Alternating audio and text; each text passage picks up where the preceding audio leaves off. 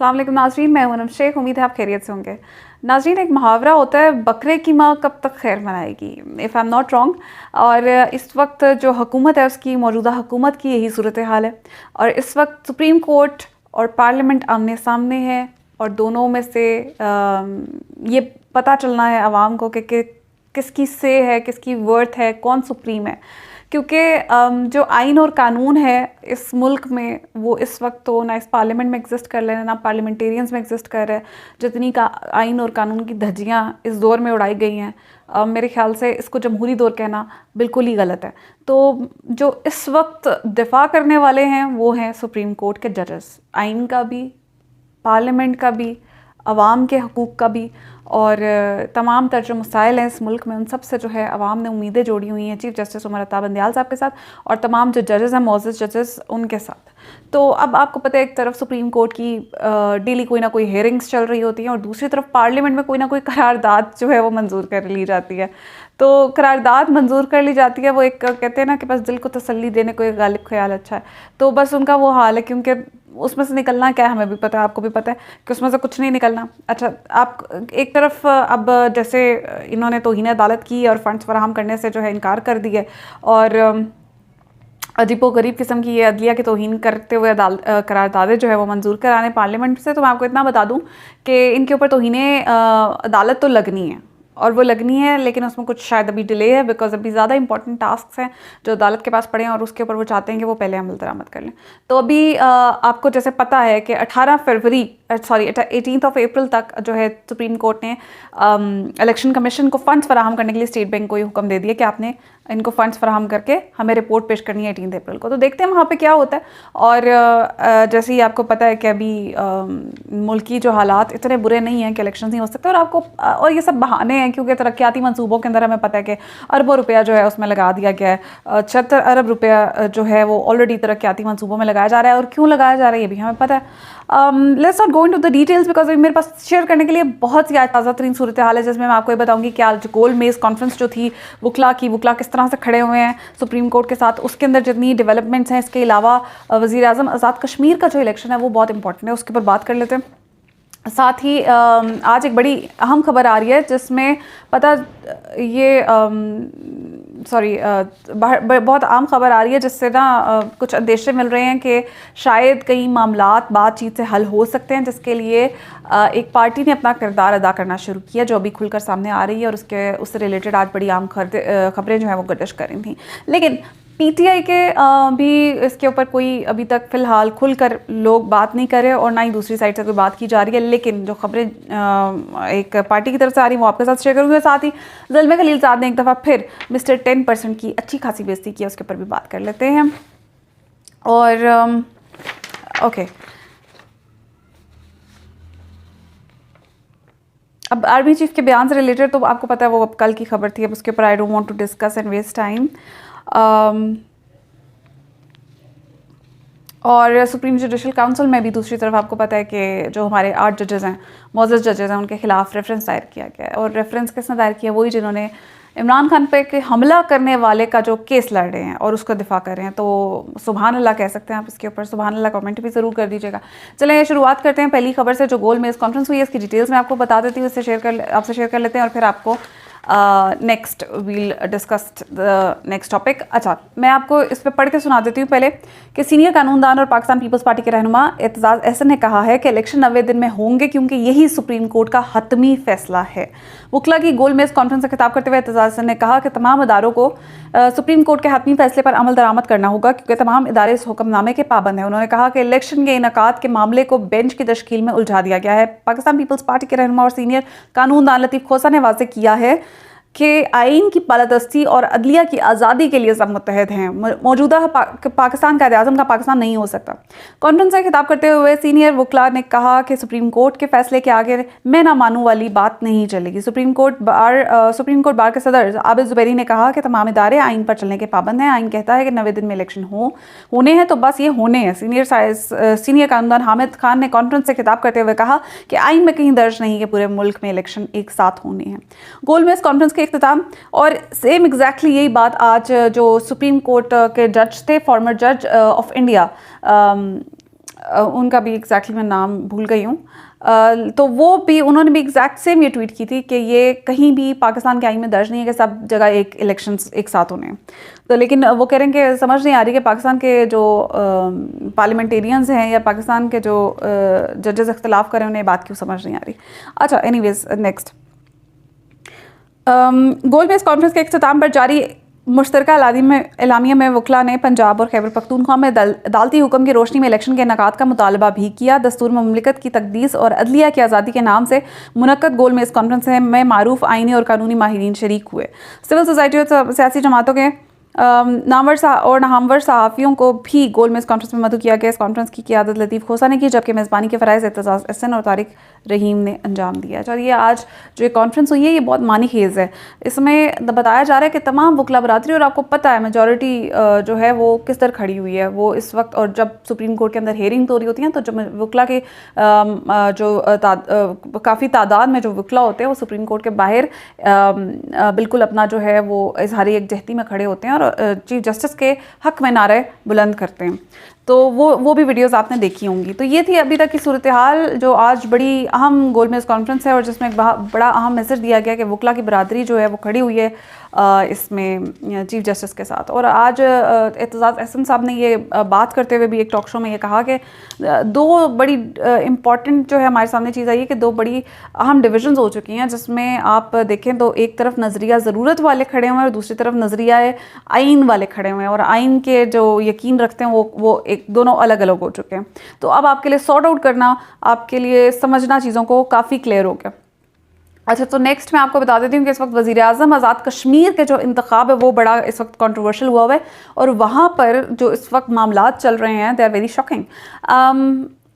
4 धड़े तकरीबन बन चुके हैं वहाँ पे, और जो PTI के लोग हैं उनमें तकसीम हो चुकी है। और इमरान खान के साथ मैं ये भी आपको न्यूज़ पढ़ के सुना देती हूँ और फिर मैं आपको बताती हूँ कि किस तरह से इमरान खान साहब के साथ जो है वो वहाँ पर क्या कह सकते हैं इसको कि वहाँ पर जो लोग हैं अपने मफादात को आगे रख रहे हैं, और इस मुश्किल वक्त में पार्टी का साथ जो है वो उन्हें ये नहीं पता कि पार्टी जो है आज किस स्टेज पे खड़ी हुई है और वो अपने मफादात के लिए। और दूसरी बात, वहाँ पे एक्टिव हुई हैं कुछ ऐसी एलिमेंट्स जो कि इस वक्त वहाँ पर मंडियाँ लगा रहे हैं, लोगों को ख़रीद रहे हैं। सेम वही चीज़ चल रही है जैसी हमने देखी थी पंजाब में और फेडरल में। तो ये वहाँ पर चल रहा है। मैं इस खबर को आपको पढ़ के सुना देती हूँ ताकि आपको भी डिटेल्स से अंदाज़ा हो जाए कि ये किस हद तक क्रिटिकल सिचुएशन बन चुकी है। वज़ीर-ए-आज़म आज़ाद कश्मीर के इंतखाब के मामले पर हुक्मरान जमात पाकिस्तान तहरीक इंसाफ 4 धड़ों में तकसीम हुई है, जिसकी वजह से इस वज़ारत उज़्मा के लिए किसी नाम पर इत्तफ़ाक़ राय नहीं हो सका।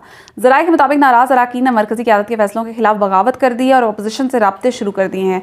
बैरिस्टर सुल्तान और तनवीर इलियास ग्रुप ने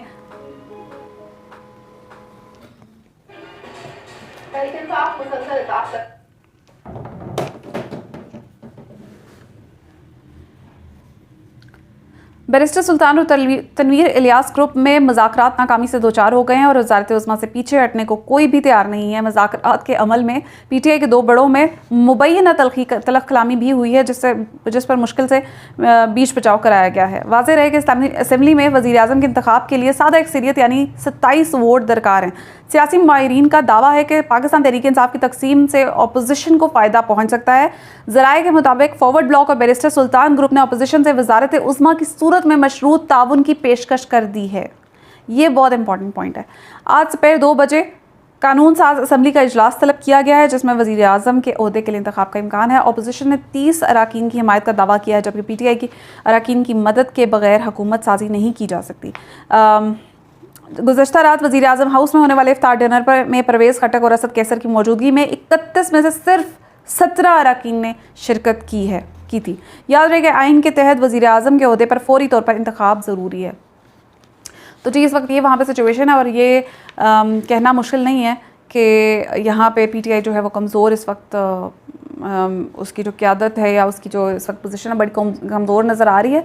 और अगर इस सब से अपोजिशन ने फ़ायदा उठा लिया तो ये जो लोग इसमें मुलव्वस हैं जो कि PTI की शिकस्त की वजह बनेंगे, मेरे ख्याल से उनके ख़िलाफ़ सख्त तरीन कार्रवाई होनी चाहिए, और उन्हें अवाम जो है ना उनके चेहरे याद रखेगी। इस वक्त में जिन लोगों ने इमरान खान के साथ दगा किया, धोखा दिया, या लोटे बन गए या किसी और तरह की हेर फेर में मुलव्वस हुए।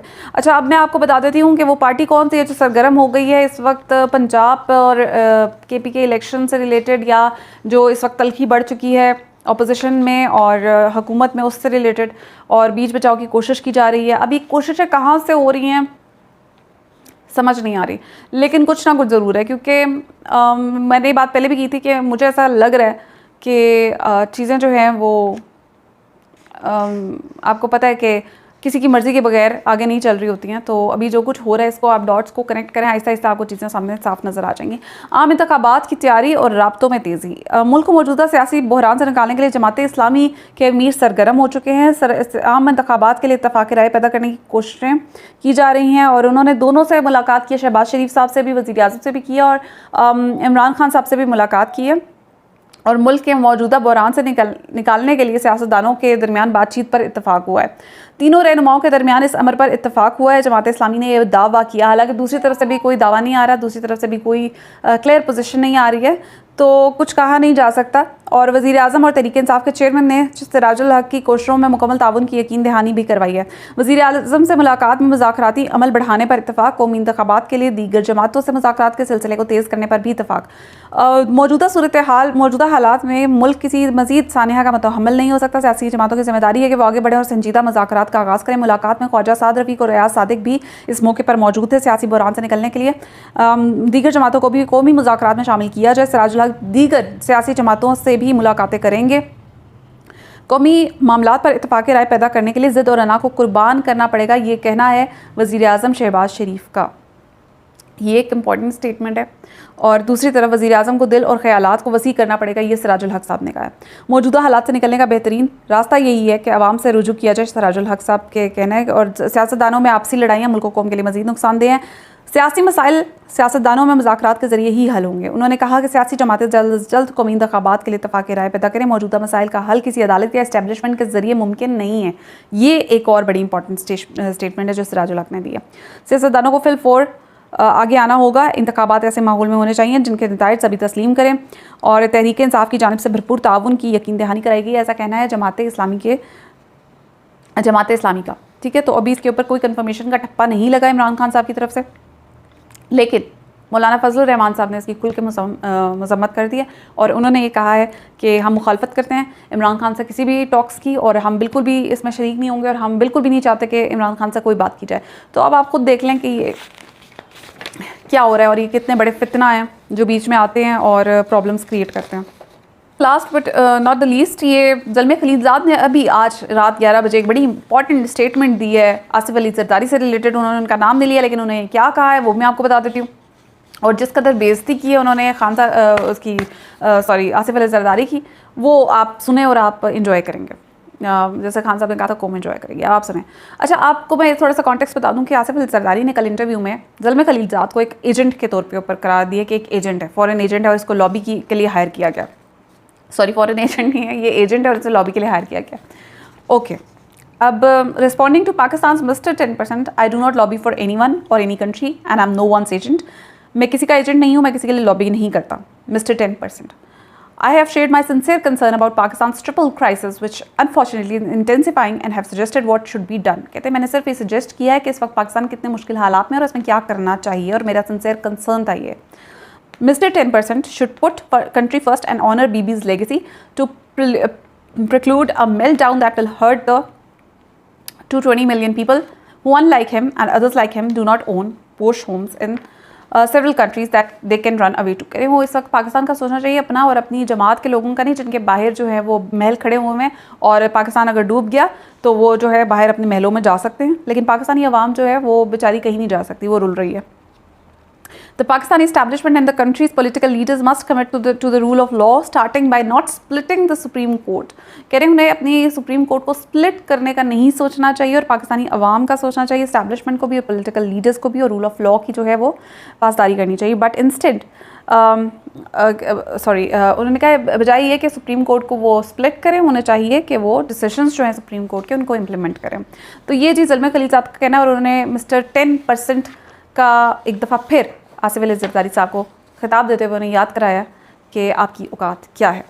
तो अब तक के लिए इतना ही। मज़ीद अपडेट्स जो हैं वो आपसे उसके ऊपर फिर बात होगी, क्योंकि खबरें तो आज बहुत सारी हैं। लेकिन अगर आपको ये वीडियो पसंद आई है तो चैनल को सब्सक्राइब करना मत भूलिएगा। अब तक के लिए इतना ही। खुदा हाफ़िज़।